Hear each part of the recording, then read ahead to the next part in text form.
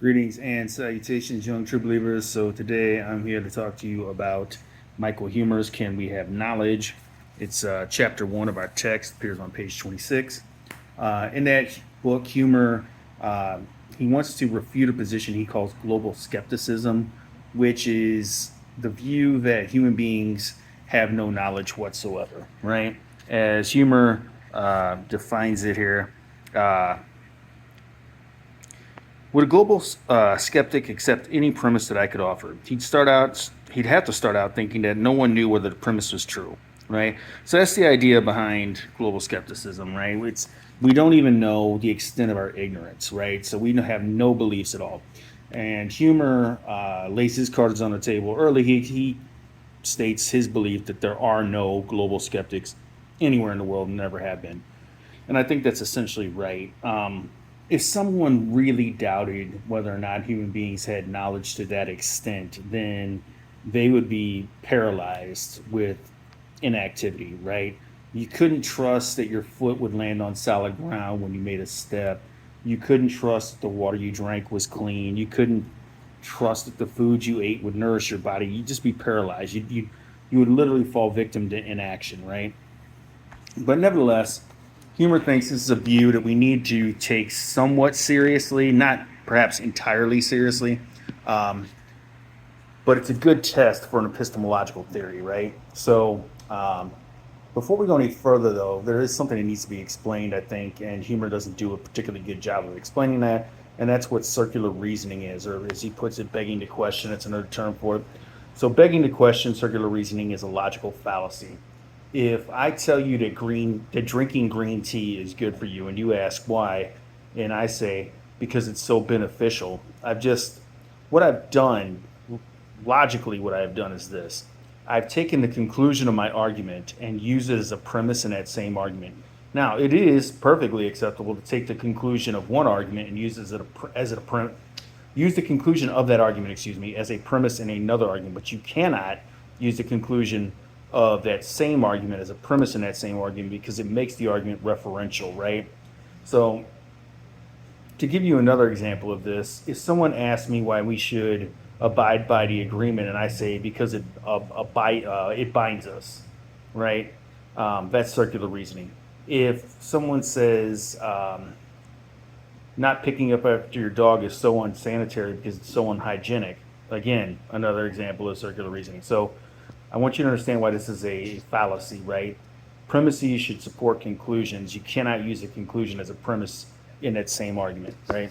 All right. So Huemer is going to give us an explanation, or rather a definition. And philosophers love definitions, we talked about earlier, right? Found on page 27. What's knowledge? What do you have to do to count as knowing some proposition P? So P could be the belief that it's Monday today, or P could be I was born in Modesto, California, whatever. And Huemer thinks there are four conditions. One, you must believe the proposition P. Two, P must be true. Three, your belief must be justified. And four, there must be no further facts out there that, if you were made aware of them, would defeat your justification for believing P. Right? And as he notes, it gives an approximate definition of knowledge. He thinks it's an approximate definition of knowledge. And there's much more to be said about this.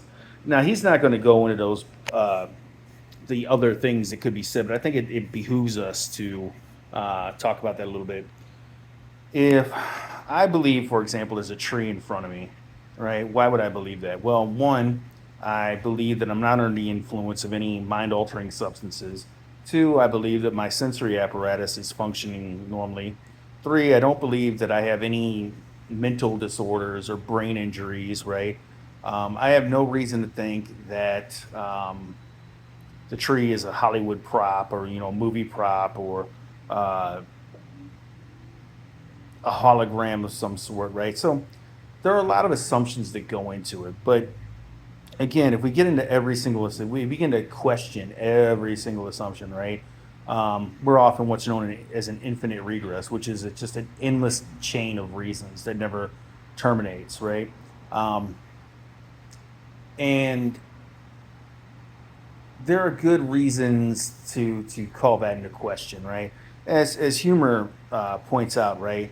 Um, it's up to the skeptic to show me why I should doubt appearances, right? Again, assuming that my senses are working fine, I'm not suffering from any mental ailments or under the influence of any debilitating drugs, then I can trust my appearances, right? And this is a view that he calls phenomenological conservatism, right? Phenomenological refers to appearances, right? Um, when we consider what we know about the world, uh, the first thing we always have to take into account is the human brain.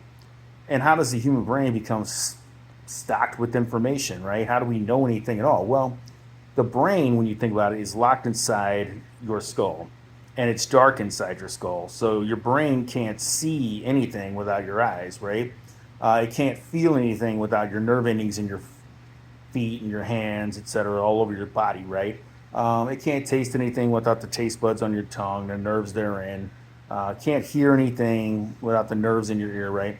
So, the English philosopher slash cognitive scientist Anil Seth argues that what happens is that we hallucinate reality. Your brain takes all that sensory information that it receives from your nerve endings, and it puts it back together in an order, the most likely order uh, that it can conceive of, right? And projects that appearance back on to reality, right? And that's the best we can do, right?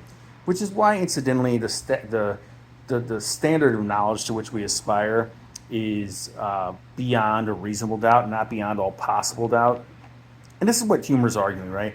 The global skeptic, the person who says we have no knowledge, is asking us to produce evidence for the most basic starting blocks, right?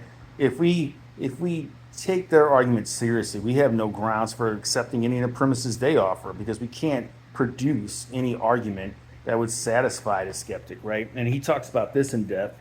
This is on page 37 of the text, right?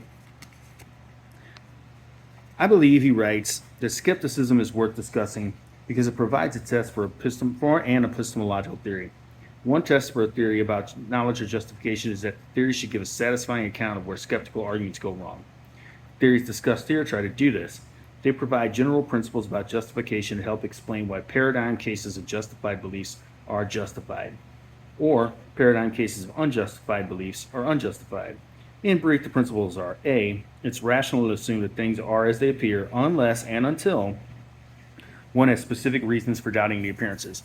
And we talked about those specific reasons. If I'm under the effects of LSD or something like that.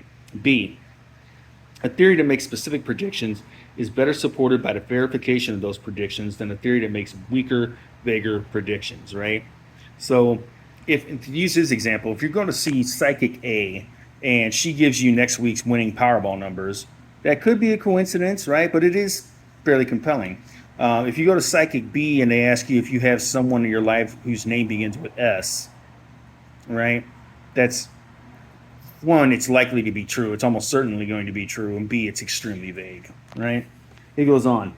The regress argument goes wrong because it assumes, contrary to A, that it is rational to start out doubting the appearances until we have proof that the appearances are accurate, right?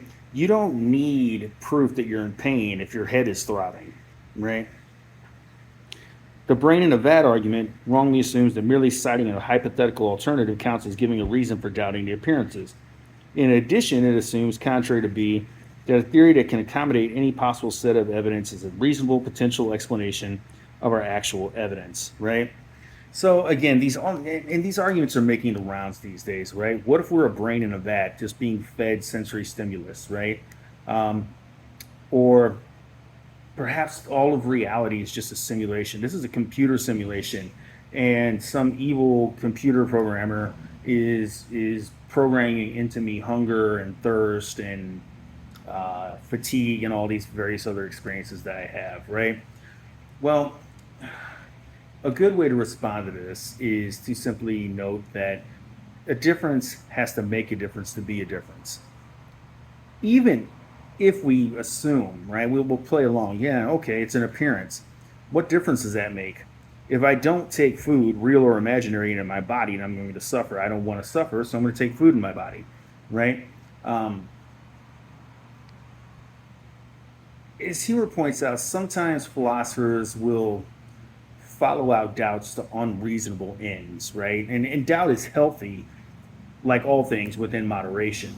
Um, that having been said, right, um, global skepticism is not a position that anybody has ever really seriously or taken seriously, and it doesn't need much in the way of refutation.